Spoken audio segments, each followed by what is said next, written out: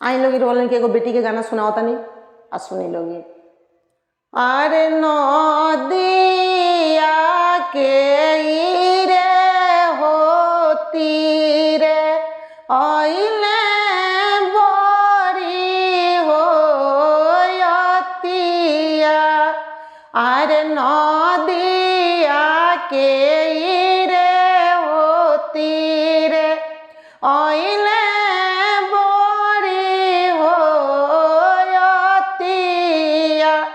अरे से सुनिया पनाए पाठो की ले के वो रिया।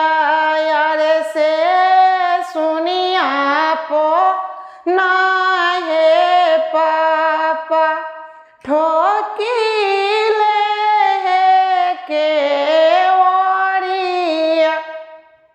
अरे खोली पापा खोली हे चाचा बजारो हे केवड़िया।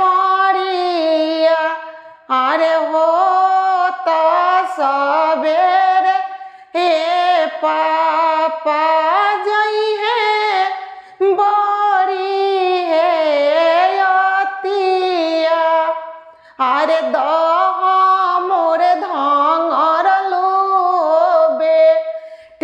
पुरैनिया पातल सरलू।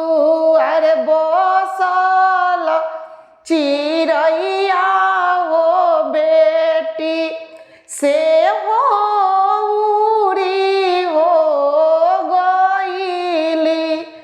अरे दहर उरो बारो ए पापा पुरैनिया पाता है पसरो।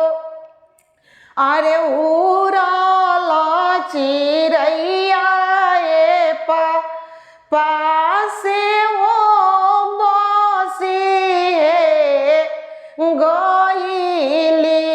अरे सुना है आंगन से घरवा सुना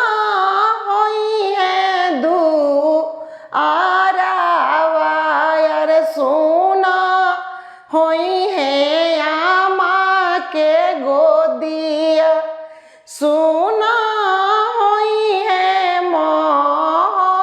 लिया। अरे सुना होई है चाची के गोदिया सुना होई है हलिया। हमार गाना रोले के अच्छा लागल होखे तो कमेंट करी, शेयर करी, सब्सक्राइब करी आ ज़्यादा से ज़्यादा कमेंट करके बताई लोग कि रोली कैसन गाना चाहते हैं लोग, ओकरा हिसाब से रोली के हम गाना सुनाई।